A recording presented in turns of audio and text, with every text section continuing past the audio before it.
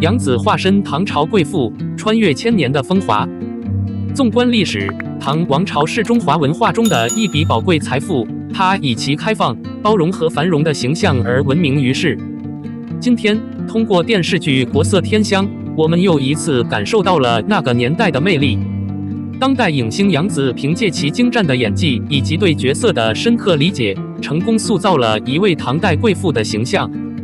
《国色天香》的收官之作，不只是电视剧的落幕，更是一种对古老文化的致敬。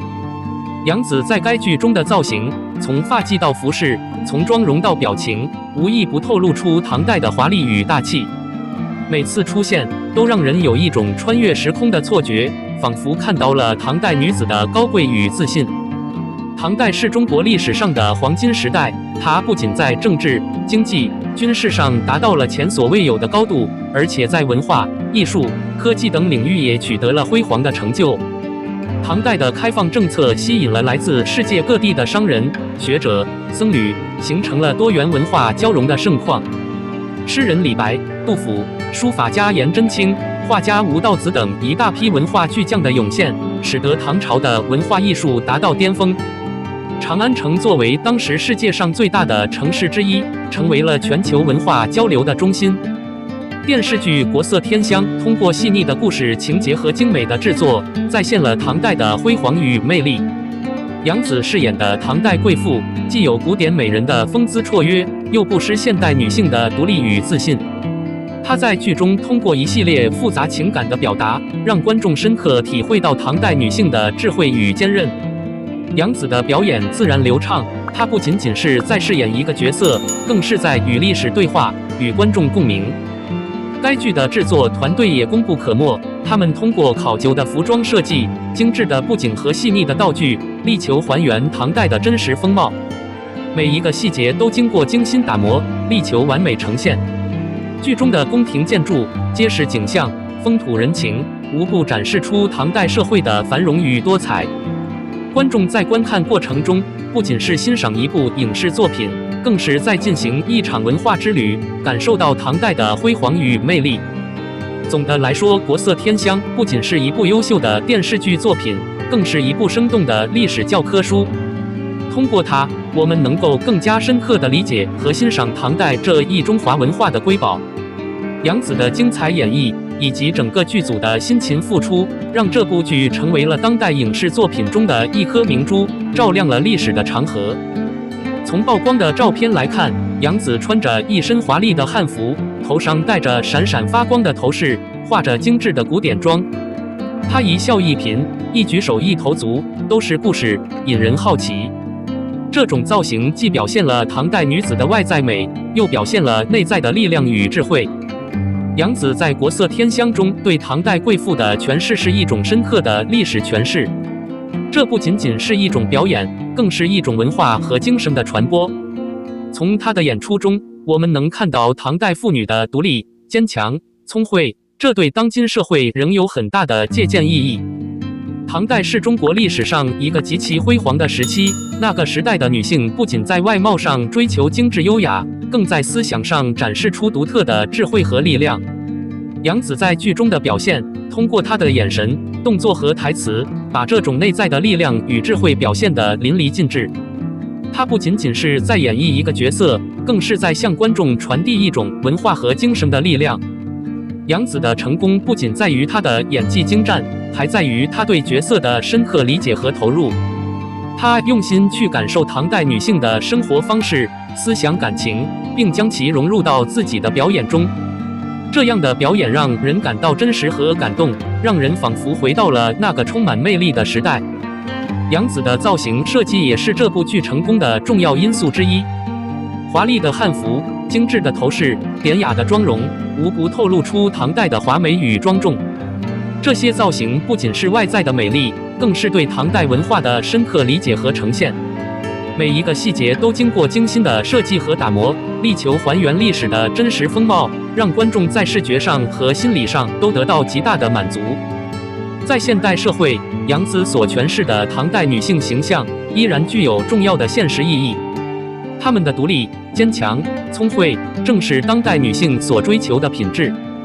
这种历史与现实的交融，使得《国色天香》不仅是一部优秀的影视作品，更是一种文化的传承和弘扬。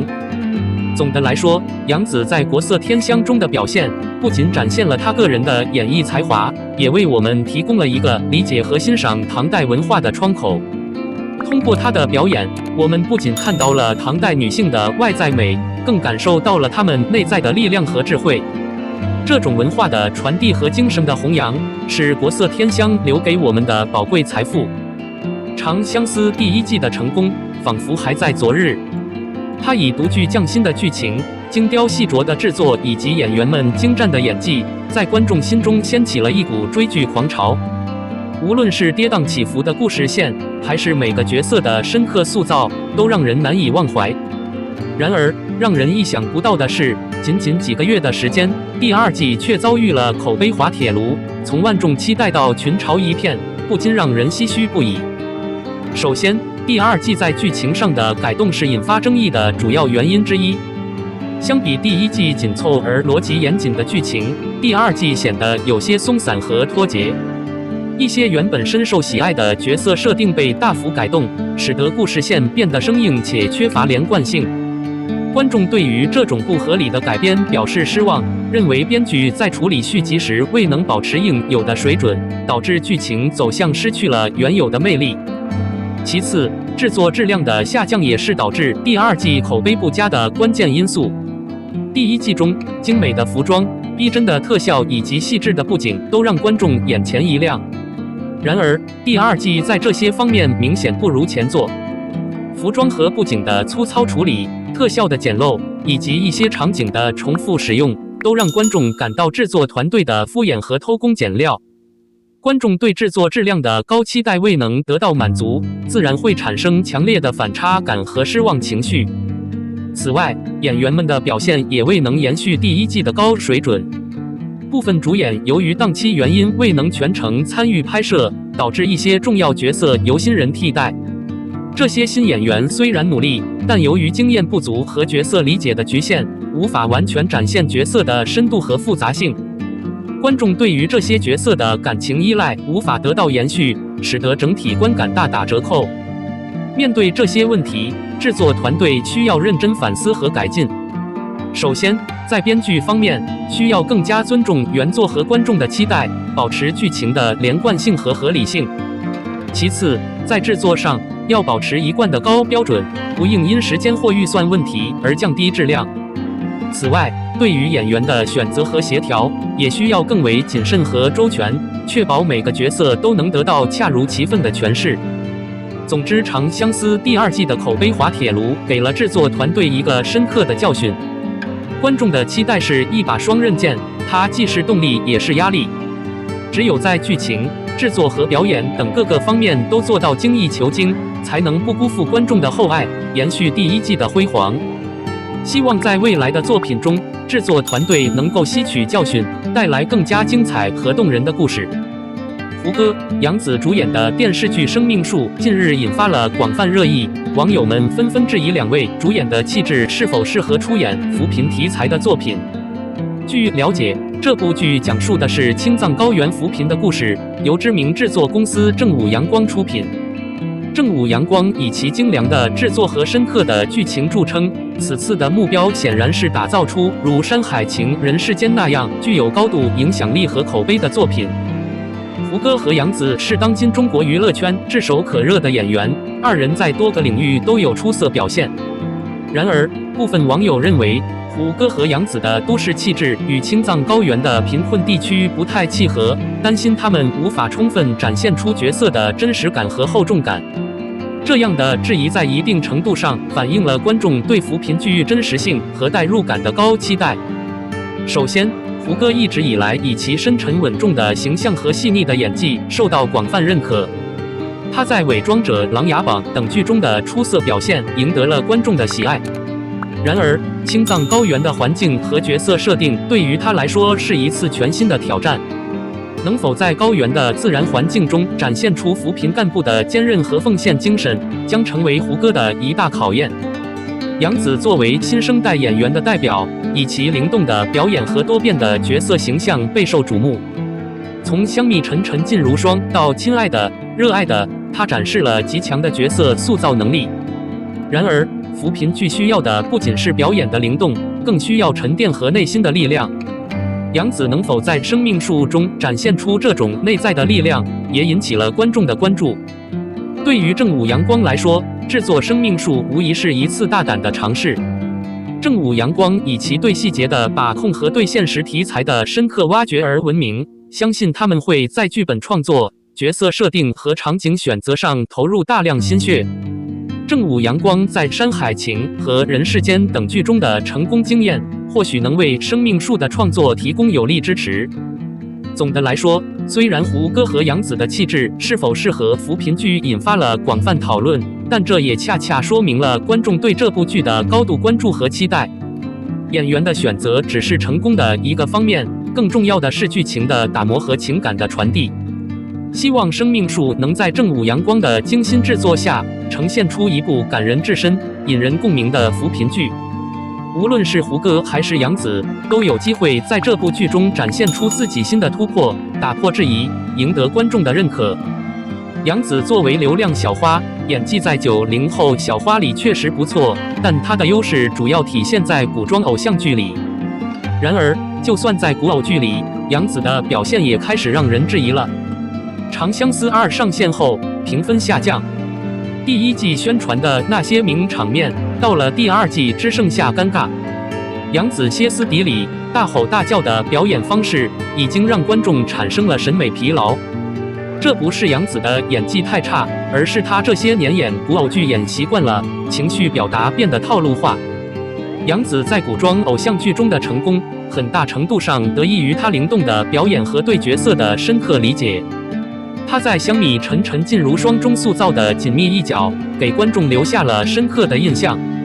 然而，随着类似角色的不断重复，她的表演方式似乎也逐渐陷入了套路化。观众在看到她的表演时，难免会产生一种似曾相识的感觉，导致新鲜感和惊喜感逐渐消失。《长相思2》的评分下降，是对这种表演模式的一次警示。第一季中，杨紫的表演虽然也存在一些夸张的情绪表达，但整体故事情节紧凑，角色形象鲜明，依然能够吸引观众的关注。然而，到了第二季，剧情的发展和角色的变化没有达到预期，加上杨紫依旧采用大吼大叫、歇斯底里的方式来表现情绪，显得格外突兀和不自然。观众对此产生了审美疲劳，认为她的演技陷入了刻板印象，缺乏创新和深度。事实上，杨紫并不是没有演技，而是她需要突破自己，尝试不同类型的角色和题材。